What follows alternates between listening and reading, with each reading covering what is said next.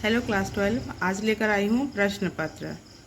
जैसा कि आप लोगों को पता है एमसीक्यू आने वाले हैं थर्ड सेमेस्टर में, और ये पहली बार हो रहा है थर्ड सेमेस्टर में एमसीक्यू आएगा, क्योंकि आप लोगों को तो पता ही है 11 और 12 में न्यू सिलेबस स्टार्ट हुआ है पिछले साल से।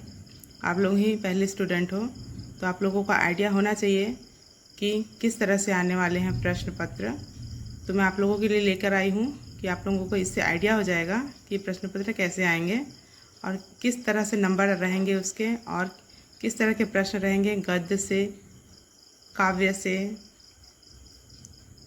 फिल इन द ब्लैंक्स, सत्य असत्य, किस तरह के प्रश्न रहेंगे, तो उसका एक लेकर आई हूँ। तो चलिए स्टार्ट करते हैं। तो आप लोग देख सकते हो ये इसका फुल मार्क्स है 40। तो पहला इस प्रश्न स्टार्ट करते हैं। सही विकल्प का चुनाव करें। पहला प्रश्न है, तीर्थों से एक संत, संत से 4 और सतगुरु से अनेक फल मिलने का कारण क्या है। यहाँ पर 4 ऑप्शन है, एग्जाम में भी इसी तरह से रहेगा। तो हमारा आंसर होगा ऑप्शन सी, क्योंकि सतगुरु मोक्ष प्रदान करते हैं। दूसरा नंबर है, शरद सुंदरी ने पूजा का थाल किससे सजाया। आंसर है ऑप्शन 3, श्री राम को नाव पर चढ़ाने में केवट ऑप्शन डी इसका आंसर है, नए धान की मंजरियों से। तीसरा नंबर प्रश्न है, श्री राम को नाव पर चढ़ाने में केवट को किस बात की चिंता थी। तो आंसर होगा ऑप्शन बी, क्योंकि उसे लगता है कि नाव स्त्री न बन जाए। अगला है चौथा नंबर, मैं नीर भरी दुख की बदली। कविता में नीर और बदली किसके प्रतीक हैं। तो आंसर होगा ऑप्शन सी, वर्षा और बादल का। अगला है पांचवा नंबर, निम्नलिखित में से कौन सा ग्रंथ तुलसी रचित नहीं है। तो आंसर होगा ऑप्शन सी, रामचंद्रिका। अगला है छठवा नंबर,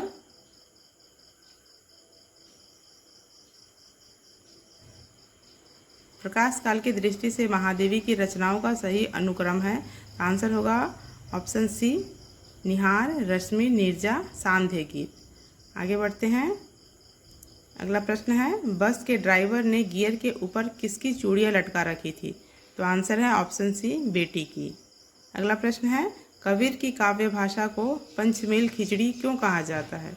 तो आंसर है ऑप्शन सी, क्योंकि उनकी भाषा में अन्य भाषाओं के शब्द मिले जुले हैं। आगे बढ़ेंगे। तो बच्चों ये 1 मार्क्स के थे। इस तरह से 4 ऑप्शन मिलेंगे, आपको करेक्ट आंसर को मेंशन करना होगा। उसके आगे होगा, निम्नलिखित को सुमेलित कीजिए। तो इस तरह से है सूची A1, सूची 2। सूची 1 में है कबीर, नागार्जुन, महादेवी वर्मा, तुलसीदास। तो उसे मैच करना है। इस तरह से ऑप्शन दिया गया है, तो हमारा आंसर होगा ऑप्शन सी, 4, 3, 2, 1। आगे बढ़ते हैं। अगला प्रश्न है, गोस्वामी तुलसीदास ने राम नाम को कलयुग का कामतरु क्यों कहा। तो आंसर है, जितने भी ऑप्शन दिए गए हैं, क्योंकि असल कामतरु स्वर्ग में है, क्योंकि कलयुग में राम नाम ही पाप मुक्त कर सकता है। और सी है, क्योंकि कलयुग में इच्छित वस्तुएं राम नाम से ही मिल सकती हैं। और डी है, उपरोक्त तीनों बातें सही हैं। तो आंसर भी वही होगा, ऑप्शन डी, उपरोक्त तीनों बातें सही हैं। अगला प्रश्न है, वे स्वयं दोषी और अपराधी हैं, यहाँ किसकी बात कही गई है। तो आंसर होगा ऑप्शन बी, बुजुर्ग। अगला है, गुसाई किस महत्वाकांक्षा से फौज में गया था। तो आंसर होगा हमारा ऑप्शन बी, फौजी पैंट पहनने के लिए। अगला है, निम्नलिखित में से कौन सी कहानी शेखर जोशी की नहीं है। तो 4 ऑप्शन दिए गए हैं, आंसर होगा हमारा ऑप्शन घ, दासी। अगला है, अभिकथन और कारण वाले प्रश्न। तो इसमें अभिकथन है, शाहनी सब सिक्के छोड़कर आ गई थी। कथन है, पहला सिक्का बदल गया, दूसरा है वह साध्वी बन चुकी थी, तीसरा है शाहनी को मजबूरन अपना घर जमीन छोड़ना पड़ा। तो इसमें 4 ऑप्शन दिए गए हैं, तो आंसर होगा ऑप्शन सी, 1 और 3 सही है।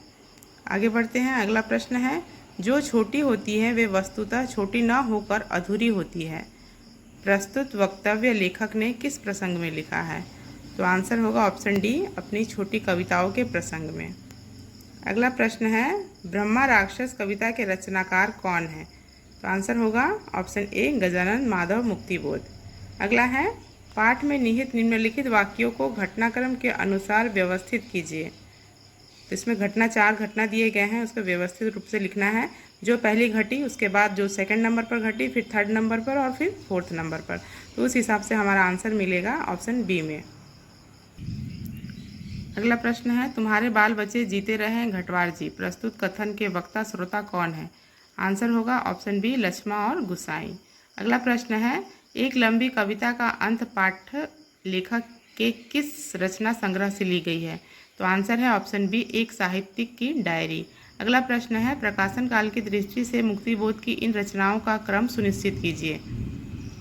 तो क्रम सुनिश्चित करना है, तो हमारा आंसर मिलेगा इन ऑप्शनों में ऑप्शन ए में। साहित्यिक की डायरी एक, काट का सपना, विपात्र, कामायनी एक, पुनर्विचार। आगे बढ़ते हैं, बी नंबर है, सही विकल्प का चुनाव करें। तो इसमें नाटक है अंधा युग। आप लोगों को पता होना चाहिए नाटक अंधा युग से 10 मार्क्स के प्रश्न आने वाले हैं। तो इसमें से हम देख लेते हैं कौन से प्रश्न हैं। पहला है, अंधा युग किस विधा में रचित है? तो आंसर है ऑप्शन सी, गीति नाटक। अगला है, दूसरा, अंधा युग का कथानक प्राचीन भाषा के किस ग्रंथ से संबंधित है? तो आंसर है ऑप्शन ए, महाभारत। तीसरा नंबर है, धर्म किसी और नहीं था लेकिन सभी थे अंधी प्रवृत्तियों से प्रचालित, प्रस्तुत कथन किससे कहा? तो आंसर है ऑप्शन बी, गांधारी ने धृतराष्ट्र से। अगला प्रश्न है, मैं हूँ परात्पर, जो कहता हूँ करो, सत्य जीतेगा, मुझसे लो सत्य मत डरो, यहाँ मैं कौन है? तो आंसर है ऑप्शन डी, याचक। अगला प्रश्न है, अंधा युग की कथा महाभारत युद्ध की किस घटना से आरंभ होती है? तो आंसर है ऑप्शन सी, महाभारत युद्ध के 18वें दिन की संध्या से। अगला है, निर्देशानुसार किस एक प्रश्न का उत्तर दीजिए। निम्नलिखित गद्यांश को ध्यानपूर्वक पढ़कर नीचे दिए गए बहुविकल्पी प्रश्नों में सही विकल्प का चयन कीजिए।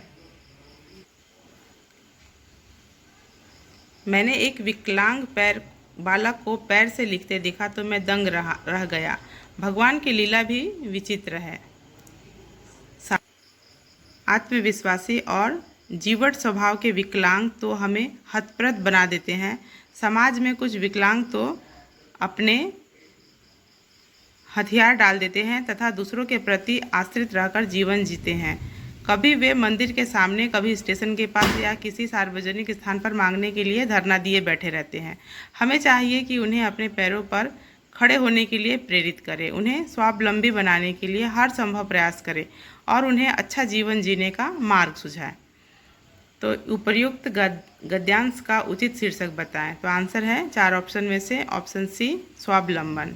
अगला है दूसरा नंबर प्रश्न, कौन से विकलांग हमें हतप्रद बना देते हैं? तो आंसर होगा ऑप्शन डी, उपर्युक्त तीनों। तीसरा है, सत्य असत्य का चुनाव कीजिए। पहला है, मंदिर के सामने बैठे विकलांग दया के पात्र हैं। दूसरा है, विकलांगों को घर में ही रहना चाहिए। तीसरा है, प्रत्येक विकलांग को स्वावलंबन का आधार प्राप्त है। और डी है, उपयुक्त सभी कथन असत्य है। तो हमारा आंसर होगा ऑप्शन सी, प्रत्येक विकलांग को स्वावलंबन का आधार प्राप्त हो। अगला है चौथा नंबर, हम विकलांगों के लिए क्या कर सकते हैं? तो हमारा आंसर मिलेगा हमें ऑप्शन बी में, आत्मनिर्भर होने के लिए प्रेरित कर सकते हैं। पांचवा नंबर है, जीवट शब्द का क्या अर्थ है? तो हमारा आंसर होगा ऑप्शन ए, हृदय की दृढ़ता। अगला है दूसरा नंबर, निम्नलिखित काव्यांश को ध्यानपूर्वक पढ़कर नीचे दिए गए बहुविकल्पी प्रश्नों में सही विकल्प चुनिए। तो ये दिया गया है काव्यांश, इसको पढ़ना है, बहुत अच्छी तरह से पढ़ लीजिए। इसमें प्रश्न बनते हैं। पहला है, पीपल, खालिस्तान, नए नए हाथ किसकी ओर संकेत करते हैं? तो आंसर होगा ऑप्शन सी, बाल मजदूरों की ओर। दूसरा नंबर है, खुशबूदार अगरबत्तियाँ बनती है। तो आंसर है ऑप्शन डी, गंदे मोहल्लों में। तीसरा नंबर है, मजदूरों के जीवन की क्या विडंबना है? आंसर है ऑप्शन बी, अभाव और कष्ट में रहकर समाज को सुविधाएं देना। अगला है चौथा नंबर, काव्यांश का मुख्य उद्देश्य। तो आंसर होगा ऑप्शन सी, सामाजिक विषमताओं को उजागर करना। अगला है पांचवा नंबर, मशहूर शब्द का अर्थ। तो आंसर होगा ऑप्शन ए, प्रसिद्ध है। आगे बढ़ेंगे, चौथा नंबर है, निर्देशानुसार सही विकल्पों का चुनाव कीजिए। पहला है, हर्षोल्लास का संधि विच्छेद होगा। तो यहाँ संधि विच्छेद करके दिया गया है, आपको हर्षोल्लास का संधि विच्छेद क्या होगा उसको मेंशन करना है। तो आंसर होगा ऑप्शन बी हर्ष उल्लास, हर्ष धन उल्लास, हर्षोल्लास। दूसरा है कमल नयन का समास विग्रह क्या है? आंसर है ऑप्शन बी कमल के समान नयन। तीसरा है निम्नलिखित वाक्यों में शुद्ध वाक्य छांटिए। तो आंसर होगा ऑप्शन ए इतनी रात गए आप कहाँ थे। और चौथा है परिश्रमी लोग कमाते हैं और शौकीन उसे खर्च करते हैं, यह किस प्रकार का वाक्य है? तो आंसर है ऑप्शन सी संयुक्त वाक्य। अगला है 5वां नंबर, जान के लाले पड़ना मुहावरे का सही अर्थ है। तो आंसर होगा ऑप्शन बी गंभीर संकट में होना। 5वां नंबर और लास्ट है ये, इन अंग्रेजी शब्दों के हिंदी पारिभाषिक शब्दावली सुनिश्चित कीजिए। तो ये बुक में ही है कुछ, तो आपको सब पढ़ना है। उनमें से कोई 5 आने वाले हैं। जिस प्रश्न पत्र में 5 दिए गए हैं, पहला है आवर्ती शब्द का अंग्रेजी पर्याय, तो ऑप्शन डी है इसका आंसर। दूसरा है फिक्स डिपॉजिट, उसका आंसर होगा ऑप्शन सी सावधि जमा। तीसरा है आउटपुट, उसका आंसर होगा ऑप्शन सी सेंसेक्स। और 5वां है ट्रांसफ़र, उसका आंसर होगा ऑप्शन बी अंतरण। तो बच्चों ये कंप्लीट होता है एक प्रश्न पत्र। तो आप लोगों को आइडिया हो जाएगा कि कैसा पेपर आने वाला है। हिंदी का है और पढ़ना बहुत ज़्यादा है, क्योंकि एमसीक्यू में प्रश्न जब आते हैं तो हमें डिटेल में पढ़ना पड़ता है और इसमें थ्योरी हिसाब से लिखना नहीं है। और 1 मार्क्स के लिए है तो छोटा सा आंसर देना है एमसीक्यू के जैसे ही। तो इसी तरह से आने वाले हैं प्रश्न। आई होप आप लोगों को सपोर्ट करेगा। तो चलिए मिलते हैं अगले वीडियो में। आप लोग कमेंट कीजिए, उस हिसाब से मैं वीडियो बनाती हूँ। Thank you.